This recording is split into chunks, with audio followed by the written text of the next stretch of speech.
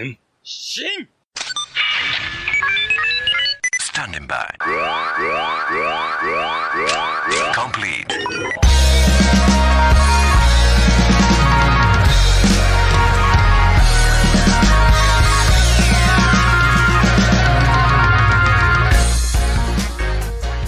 Greetings, heroes of the internet. I'm Travis.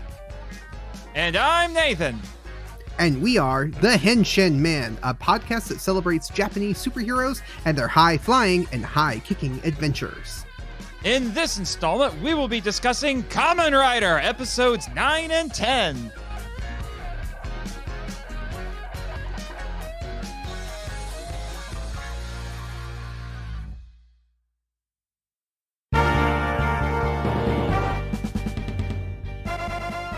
The terrifying Cobra Man, Kyofu Cobra Otoko.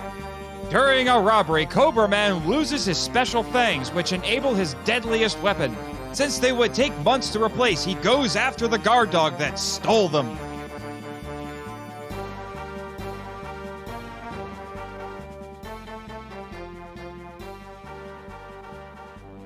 Nathan, they Yes. killed the dog.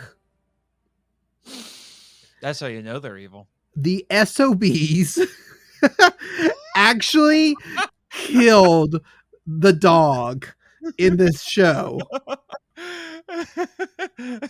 Yep. Like I said, that's how you know they're evil.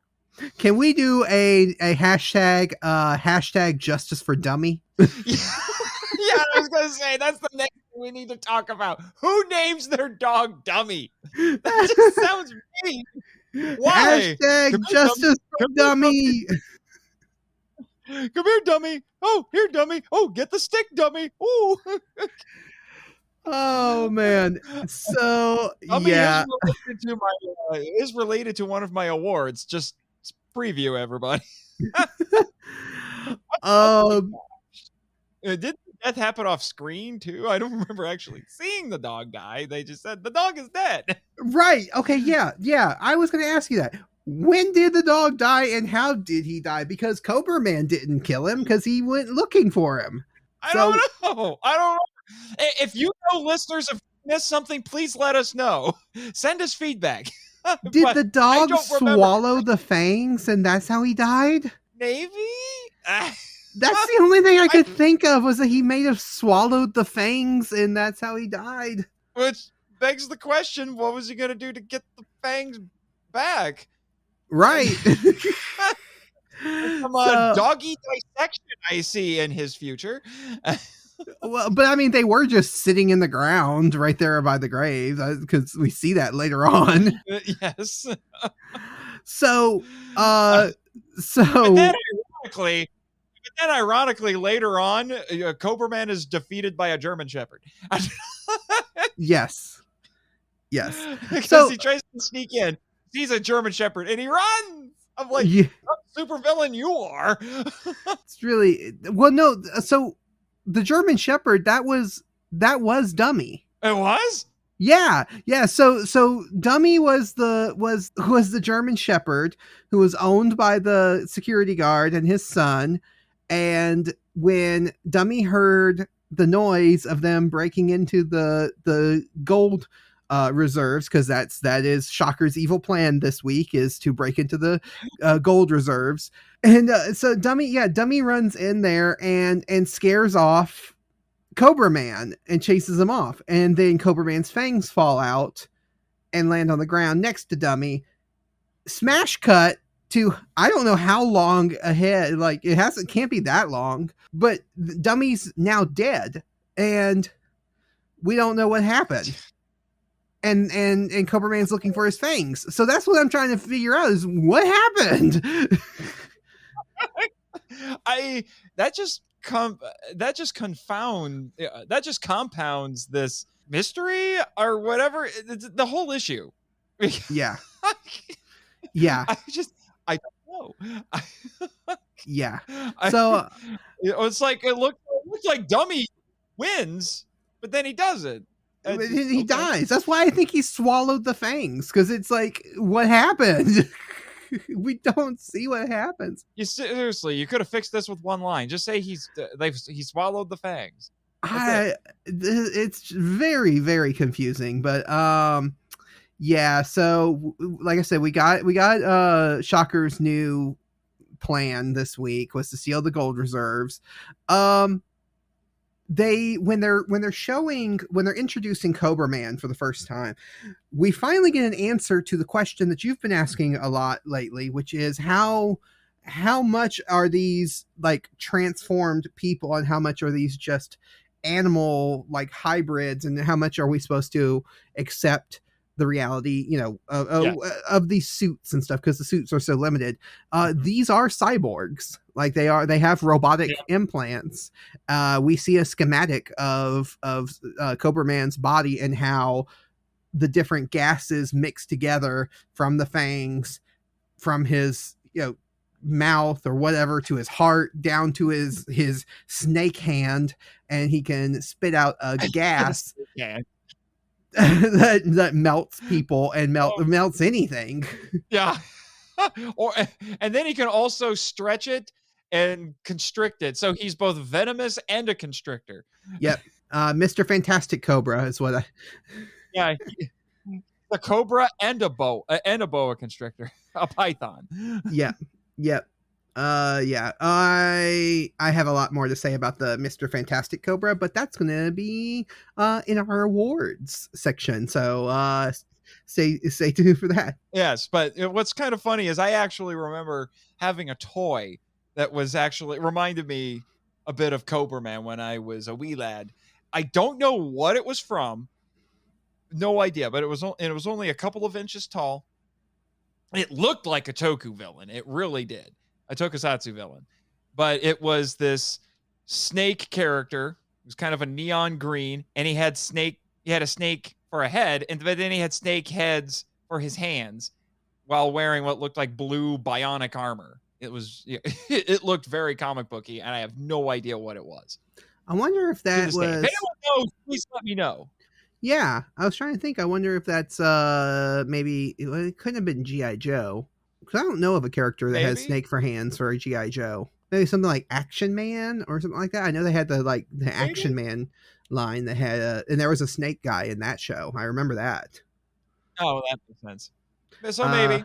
But related to all of this, so Cobra Man can either melt your face or he can constrict you. So he's got multiple murder methods here. The melting face scene, though, I want to talk about the melting face scene because, yes, it is just foam, and it's a dated effect. We talked about how a lot of the effects are dated. It's pretty good, though.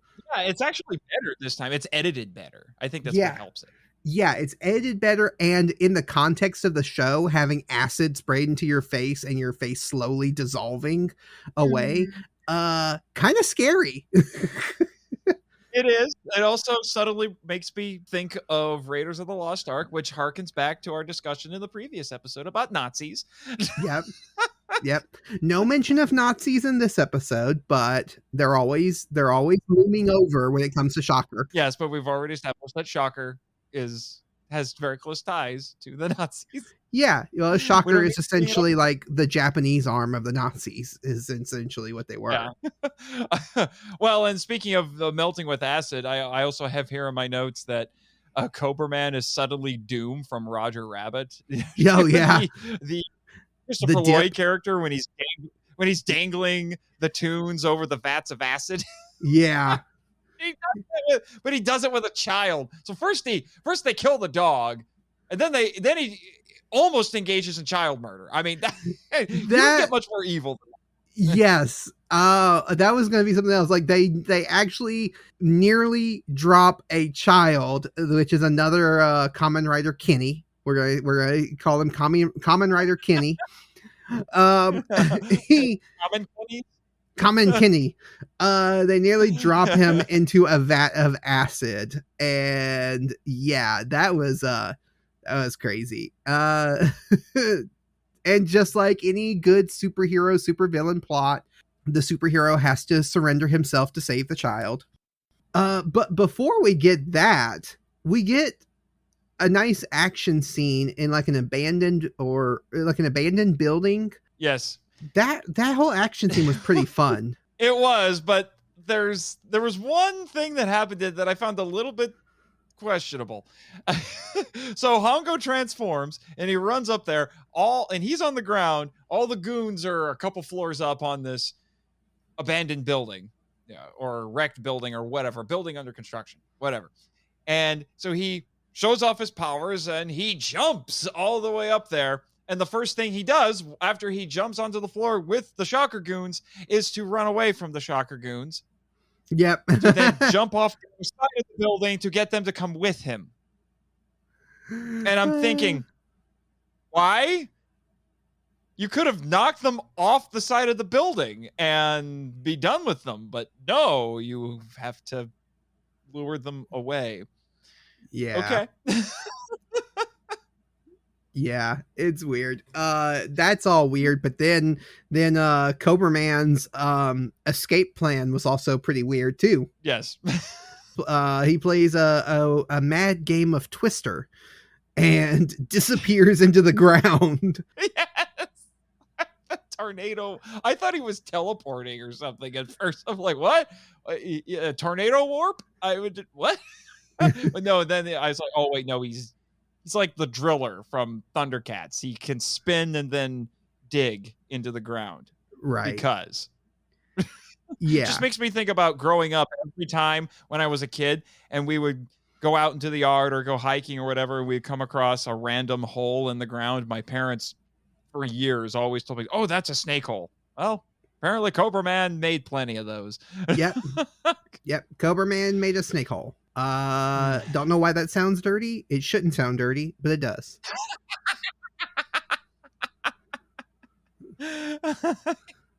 We'll add it to the list of things that aren't dirty but sound dirty, like the word moist. And ugh.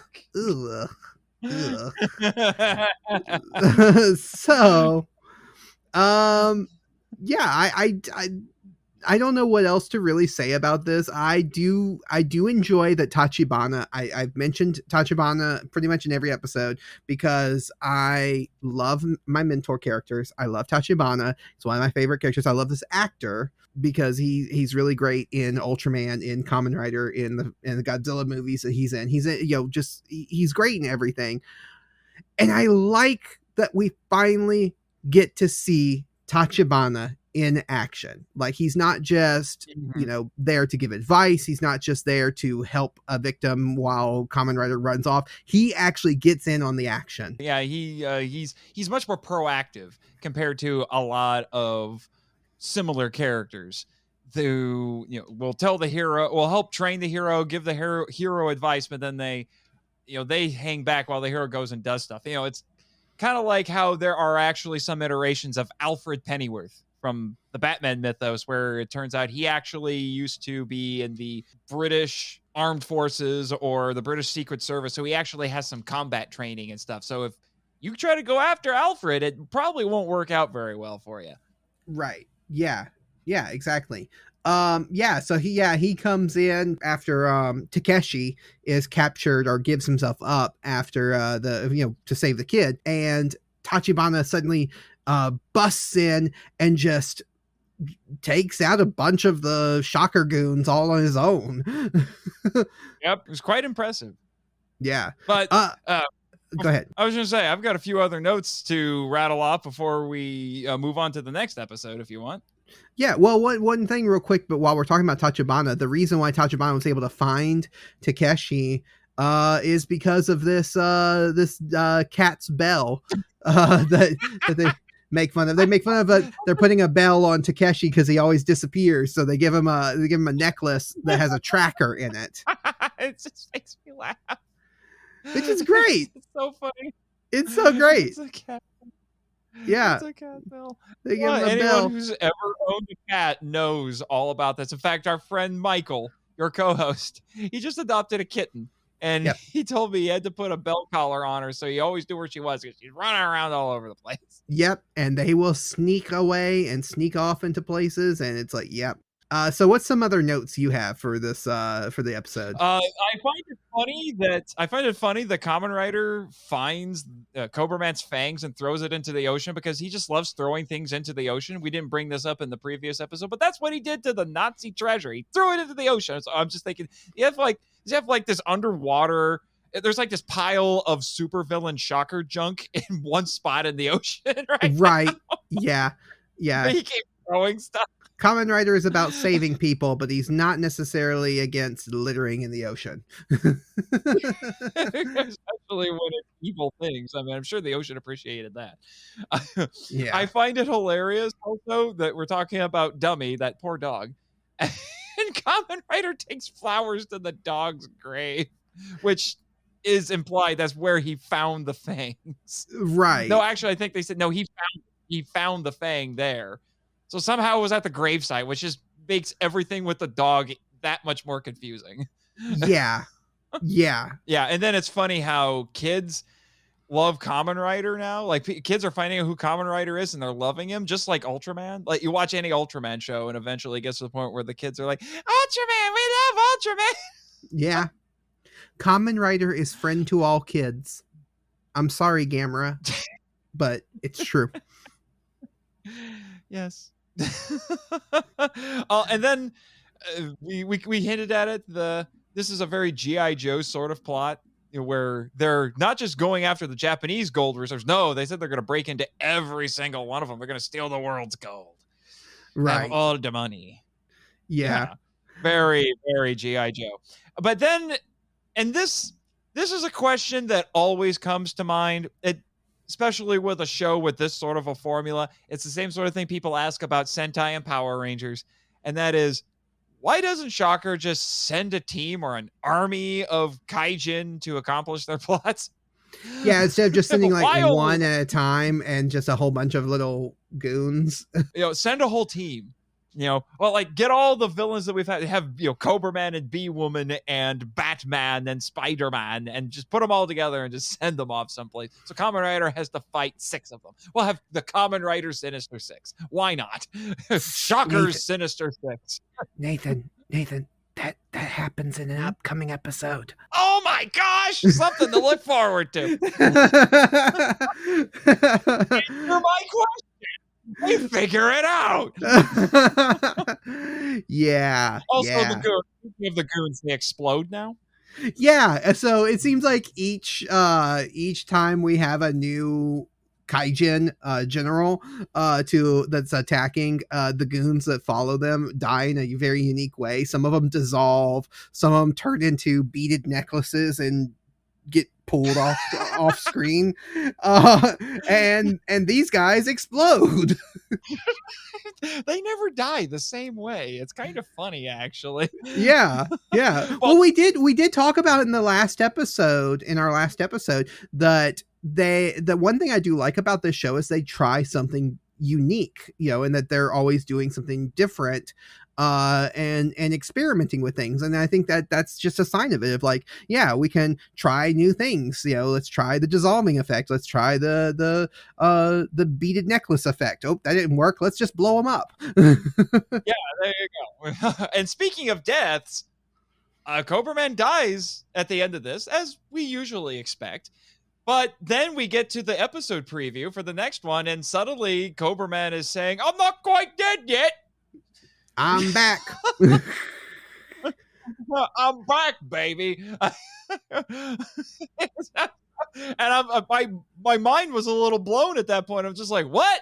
Oh, wait, we're only waiting one episode to resurrect one of the bad guys? Okay. Yeah. So that's a good segue into the next one. I guess we can just continue the conversation with everything into our next episode that we're covering in this. Well, the next episode that we're talking about in this episode. I don't know how to explain that in a concise and not confusing way. It's almost like this episode was confusing. A tiny bit. A tiny bit.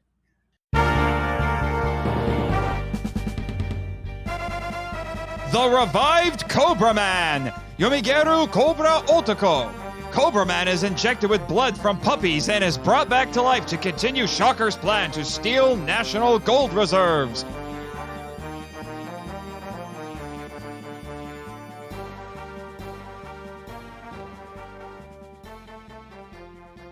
What the heck is going on?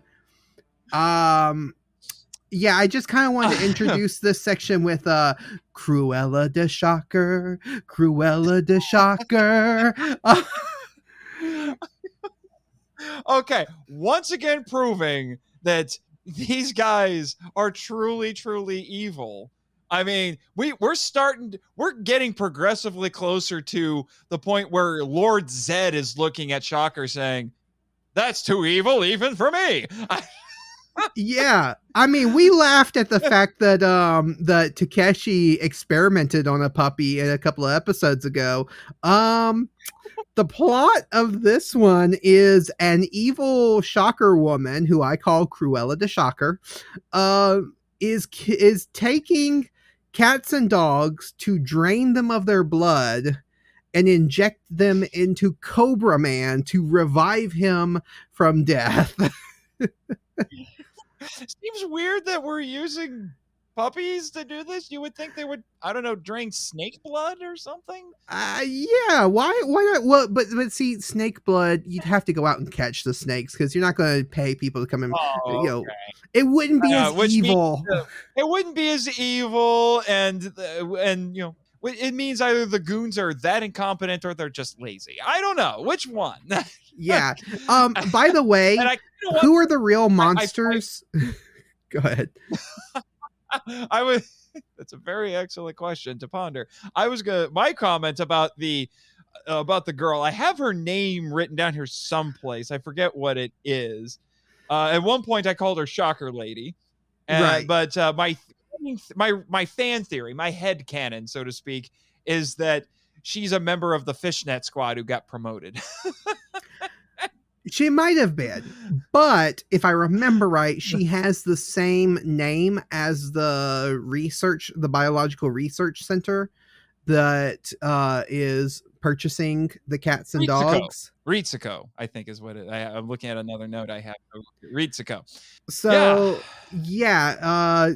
So I think she's a scientist that they just hired or brought on to be part of Shocker. My question earlier was going to be, who's the real monster? The people who are draining cats and dogs of their blood, or the people who are willingly giving up their pets to a biological research center? Who does this?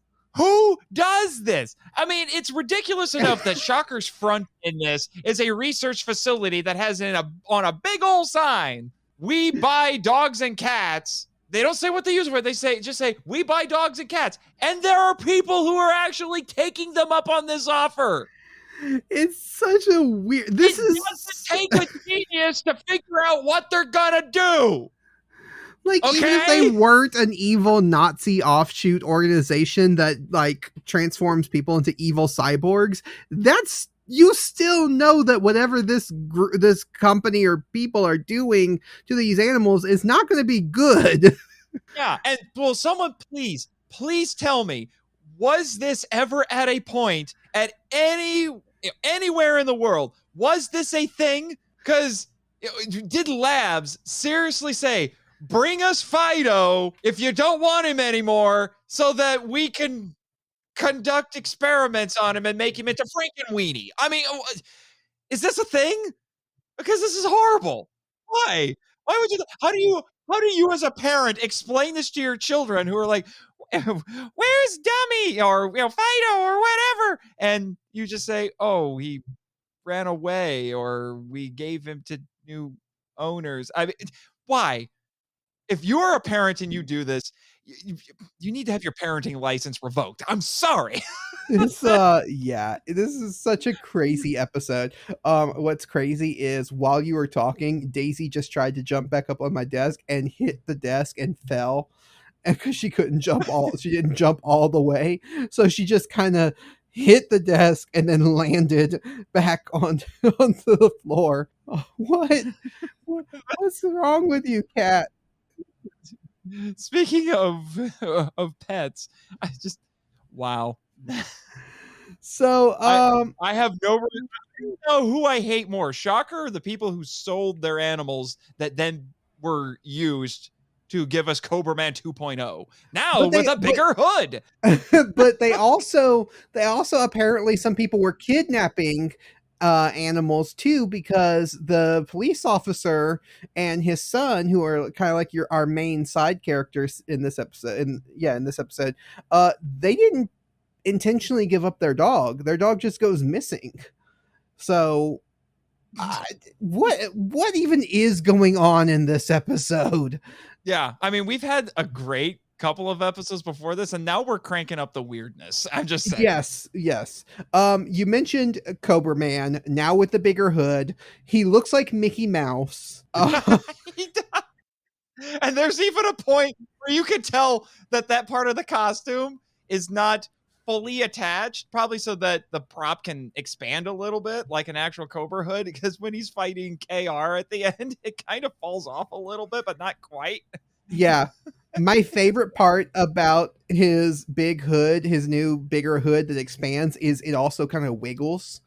So it just looks like it looks like Mickey Mouse with these big ears just wiggling.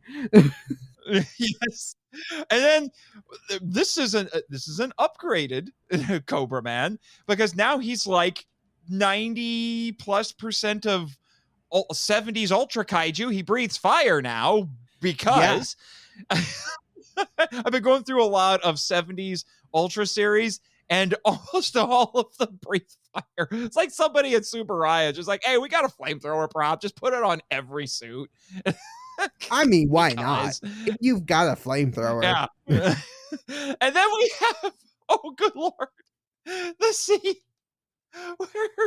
where Ritsuko has these two guys, I think they're just supposed to be reporters, trying to infiltrate Shocker, and she's got them tied at a stake. No, one of them is the police officer. Oh, one's a police officer, that's right. Yeah, one is the police officer, the dad of the kid, and then they have him tied to a stake, and yes, they burned a man at the stake with the flamethrower. For kids. Yeah. I mean, burned alive for the kids. Draining pets of their blood and burning a man at the stake for kids. But yes, then the best part of the whole thing. Go ahead, Nathan. Explain the best part of the whole thing. Cobra Man misses with a flamethrower. Yeah. How do you miss with a flamethrower? Like, he torches the first guy, but then we get guest star immunity. It's not main character immunity. It's not quite as good as main character immunity. You get guest star immunity, and he somehow doesn't get a direct hit on this guy, so he doesn't quite die. He takes damage, but he doesn't quite die. I'm like, you have a flamethrower. A flamethrower is a textbook definition of spray and pray. How do you miss with a flamethrower? So apparently, Cobra Man is more powerful, but less competent. I don't understand. Yes, my favorite part of the fight between Kamen Rider and Cobra Man in this episode is that again, we see Takeshi, Kamen Rider, using his brains instead of just his powers. He actually lures Cobra Man into burning part of Cruella de Shocker. And she freaks out over it too. Yeah, well, I mean, he scarred her face, so. Because then in the next scene, she's got a whip out and she's whipping him. It's like, how dare you do this to my face? And then the commander of Shocker just says, oh, you're no longer useful. Cobra Man killer. Yeah. And now suddenly she can't hurt Cobra Man anymore, and Cobra Man is just, okay. Yeah, okay. If I was the head of Shocker, first off, I'd stop trying to steal all the gold in the world, because that's just a Did you notice they downgraded?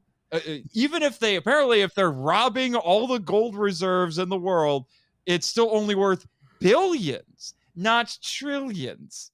So apparently the Nazis managed to gather more wealth than the whole rest of the world's gold supply.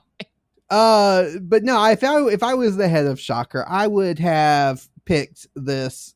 I would have kept Cruella and gotten rid of Cobra Man, because Cobra Man obviously has lost something after dying and coming back and being revived. Like his brains, Not all like, the brain cells came back, I think. yeah, not all the brain cells got revived there. Whereas she obviously has a plan and is a lot more evil and stuff. So I would have kept her around and probably gotten rid of Cobra Man. But that's just me. Yeah, but then we wouldn't have had her funny little, KR trademark death scene where she turned into Ash, but the Ash had a little cape. Oh, yeah. And it just kind of blows away. Cobra Man torches her, but it doesn't burn her cape. So apparently the cape is flame retardant, but she is not. Right.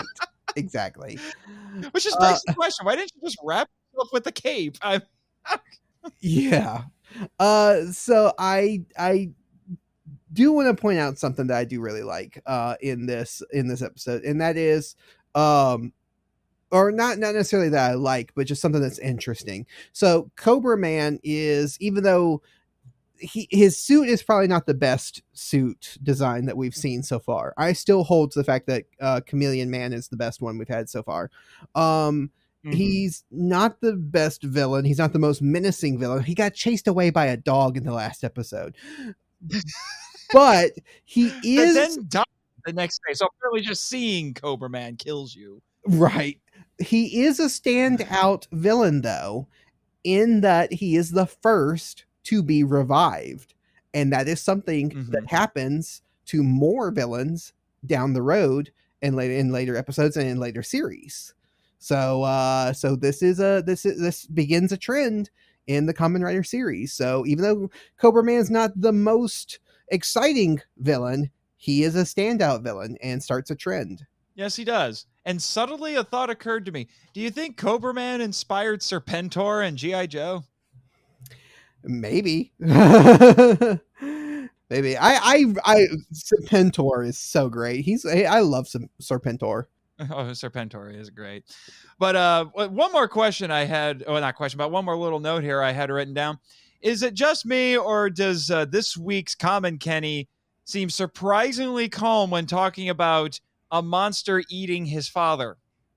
Yeah, I think he was more worried about the dog than he was his dad. Priorities. Yeah. Dad, dog. Dad, dog. Dog. Yeah. Yeah. I do really like the whole... Let's go back to the whole thing of, like, there's a line of people outside the door of this place that's bringing cats and dogs, to sell to this place. They walk inside, they open the door, Lurch lets them in the building, then they take the dog and then pop him on the back of the head, and then drag them off to be experimented on by Shocker. Then Lurch goes back to the door, opens up, next. Like, you didn't see the guy in front of you leave. Don't you have suspicions on these people who are buying animals from you, and also now everyone who walks through that door doesn't come out? This is why the Shocker goons are incredibly incompetent, because Shocker keeps recruiting, air quotes up to the mic like Luke Giaconetti, recruiting the dumb people. Yeah, the dumbest people they get, and they get them to be a part of this thing. It's so... I mean, they're incompetent. I mean, they're so incompetent. You can tell that sometimes their punches and kicks don't quite land on Kamen Rider. I'm just... Yeah. This being a tokusatsu show, and tokusatsu being the Japanese word for special effects or special filmmaking, I do want to point out, though, when we get to the ship that's supposed to be attacked and have the gold on it, when that ship explodes and then sinks into the ocean, that's a pretty good practical effect there.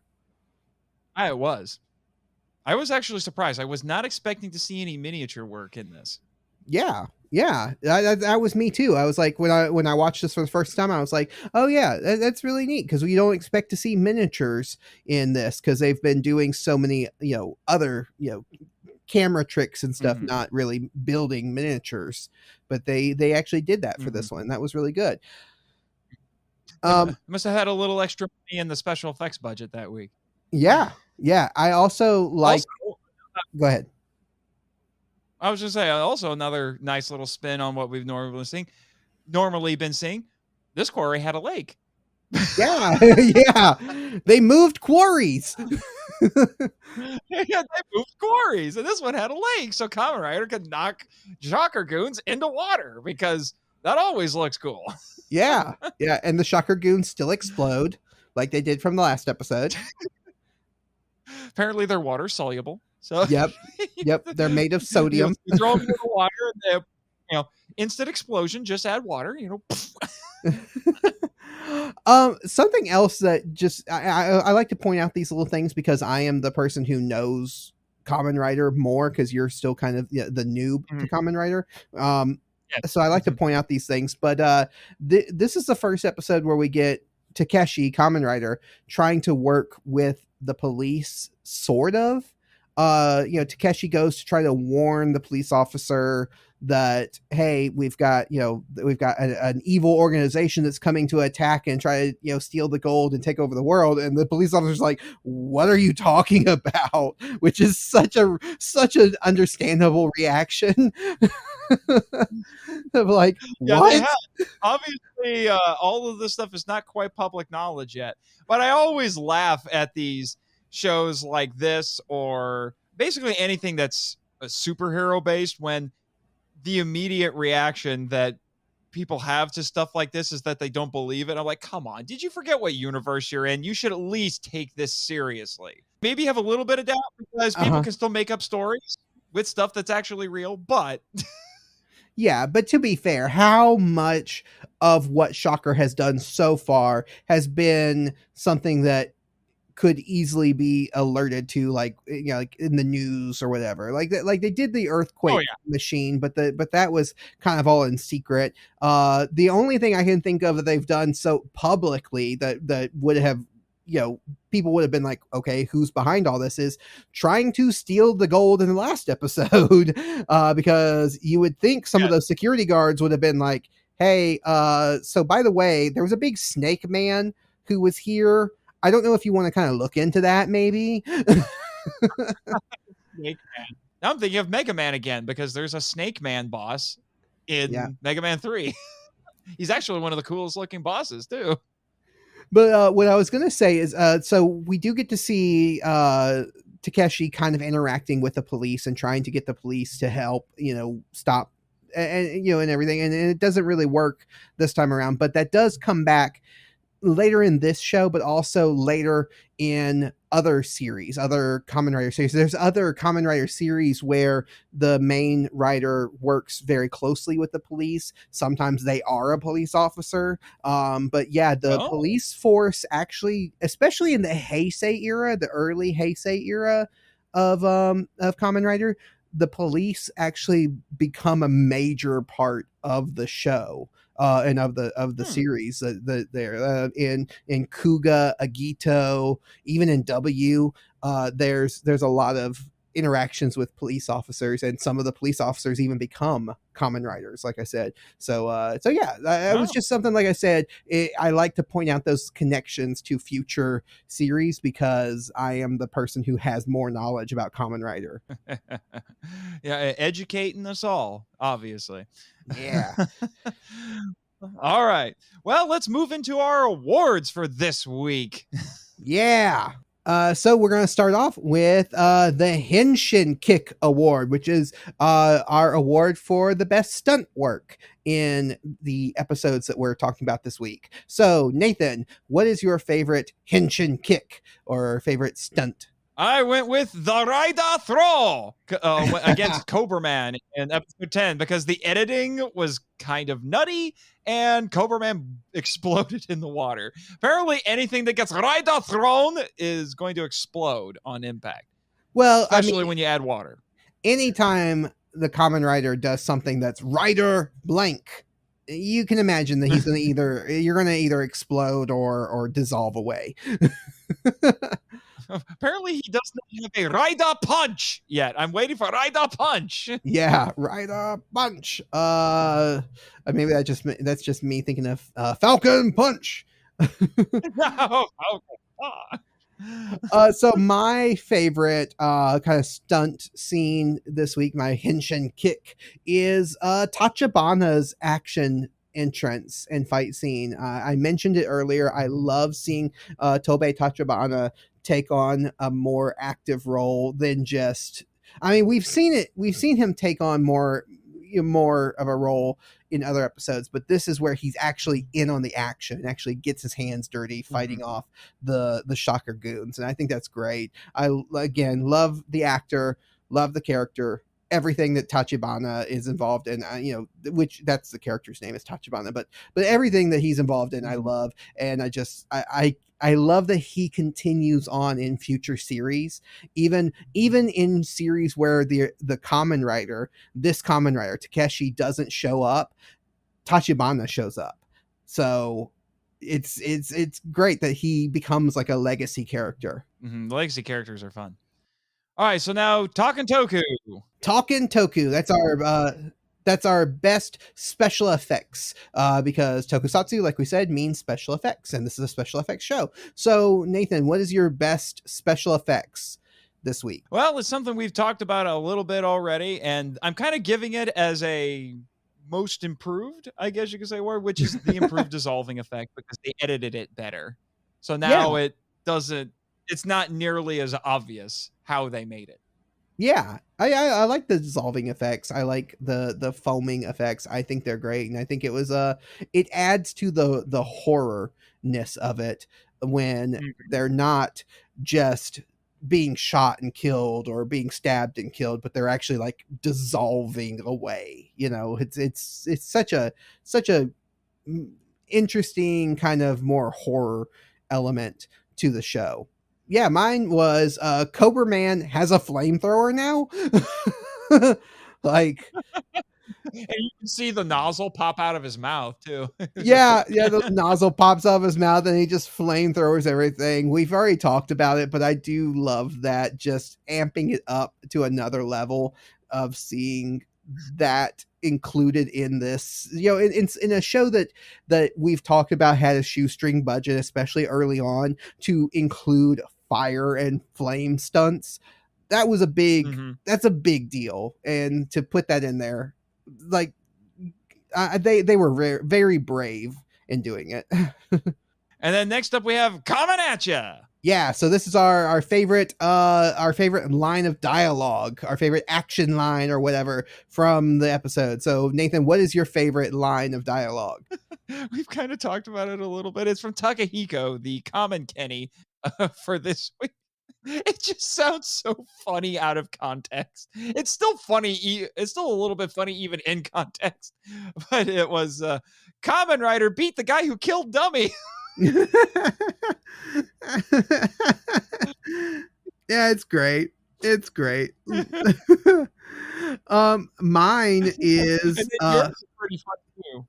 Yeah, now I think I mentioned in last week's episode that I've picked out these ones that are kind of like or kind of like duh. And so this one comes from my favorite character, Tobei Tachibana, and he says, if they're targeting gold in various countries, they must be trying to take over the world. Like, of course, because why not? It's such a weird leap in logic, and it's also something. It's a weird leap in logic to make with just that one piece of evidence, but also given that he's already interacted with this organization before, he already knows they're trying to take over the world. So I don't get why that line exists. It's both weird and kind of obvious all at the same time. Exactly. Now we get to your favorite award, which is What the Henshin? WTH. Although, admittedly, after it's hard to top last week's. I have to say. Very hard to top it's last hard week. to top Surprise Motor Scooter, but this week we've already talked about it a little bit. The tornado warp, as I initially wrote it down, but it's actually digging that Cobra Man does in episode 9. He just spins and digs. Yep. Just turns into a big corkscrew and just and Kamen Rider is just sitting there looking at him, like just spinning like a top. And it's like, okay, let's see where this goes. He's also probably thinking, what the Henshin? Yeah, what the Henshin? My What the Henshin award nominee goes to Snake Armstrong. Is what I call it. When Cobra Man multiple times stretches his snake arm out to wrap around someone and strangle them. It's such a silly looking effect. It's so goofy, especially when you realize that he can shoot acid out of the mouth of that snake. Why are you strangling someone with it? You would think that he would spit the acid from his actual mouth and not the snake head. And now I'm suddenly wondering if he's kind of like, if he has a relationship with the snake hand that's kind of like Megatron in Beast Wars, where he'll pet his T-Rex head arm, you know? maybe the head has feelings. Yeah, it's like, I don't really feel like spitting acid this time. Maybe we can just kind of, strangle them a bit. Okay, we'll let you do it. It probably has the personality of a cat. Sometimes it's happy to spray acid and murder people, and other times it's like, I feel like constricting today. Yeah. Also, where's this toy? We always crack jokes about how toyetic some of these tokusatsu shows are. Where's the Snake Armstrong toy? This is just waiting to be made. Yeah. Just saying. Give me a Cobra Man action figure with the problem is that it would only be one stretchy arm. But right, it's just one stretchy. That's another reason why I think it's so goofy, because it is just the one arm. It's so weird. Oh man. Well, I think that brings us to our minute to Henshin it. All right, who wants to go first? I went first last time, so you can go first this time. All right, in 3, 2, 1, go. So, this pair was quite nutty. We thought about actually titling this episode kind of like episodes of Friends, the one with Cobra Man or the one about Cobra Man. And while I agree with you, Cobra Man is not quite as good as Chameleon Man, nor is he quite as ridiculously gaudy as Bee-Woman. But he was a good villain of the week. He sets a new precedent, because now I am learning that there will be other resurrected villains, because I'm thinking, how are you going to keep coming up with villains of the week when this is 98 episodes? So, sounds like I got a lot of exciting things to look forward to, and hopefully they won't be quite as incompetent and nearly as bad of a shot with a flamethrower. Just saying. Got 5 seconds left. I'm just going to bank it, or I'll just come in right. All right. You ready? Yep, I'm ready. Closing thoughts. Okay. In 3, 2, 1, go. So, yeah, this show continues to walk the line of action adventure and complete horror. And that's what I love about this show, is that it's completely different tone than other tokusatsu shows, than what you might get from Ultraman, from Super Sentai. I mean, draining animals of their blood, burning a man alive. These are pushing the envelope of what we might consider acceptable to kids. But, that's, like I said, that's what I enjoy about the show. It's unique when you compare it to other tokusatsu shows of the time period. And that's what makes it fun. And I'm going to finish off my seconds with Kamen Rider, Kamen Rider, Kamen. Why did you sell your dog to an evil organization? This is unforgivable. Kill all the humans you want, but the dog? Nobody touches the dog. Haven't you seen John Wick? Nobody touches. Oh man, can you imagine what would have happened if if Cobra Man killed John Wick's dog? Kamen Rider just went, I'm going to go on vacation for a couple of days, and when I come back, I don't think there's going to be anything left of Shocker. Right. Exactly. Or can you imagine what would happen if John Wick became a Kamen Rider? Good Lord. Oh, man. Although Keanu Reeves would be up there on my, it wouldn't be my first pick, but would be up there on my list of actors to play a live action, but an American adaptation of a Kamen Rider. Ooh, that would be amazing. That would be amazing. We should have a quick little conversation sometime on the show about who would be maybe like your top 3 picks to be in a big budget Hollywood Kamen Rider movie. That'd be cool. Yeah. Thank you for listening to the Henshin Men, a tokusatsu appreciation podcast. You can find links to all of our social media in the description of this episode. You can listen to more of me on the Kaiju Weekly podcast. Sorry, I got tongue-tied there for a second. And listen to more of Nathan on the Monster Island Film Vault. If you found some enjoyment from this podcast, consider giving us a 5-star rating on iTunes, because it really, really helps us reach more audiences. And don't be like the one random guy who we've only put out a few episodes and already gave us a 1-star. Like, come on, dude. Come on. Anyway, so yeah, until next time, what are we going to say, Nathan? Who wants to go with me to the Henshin Lizzie concert? I don't get that joke. What is that? Thin Lizzy. It's a band. Oh, Thin Lizzy. Okay. I was like, what is that reference to? Thin Lizzy. Okay. We're done.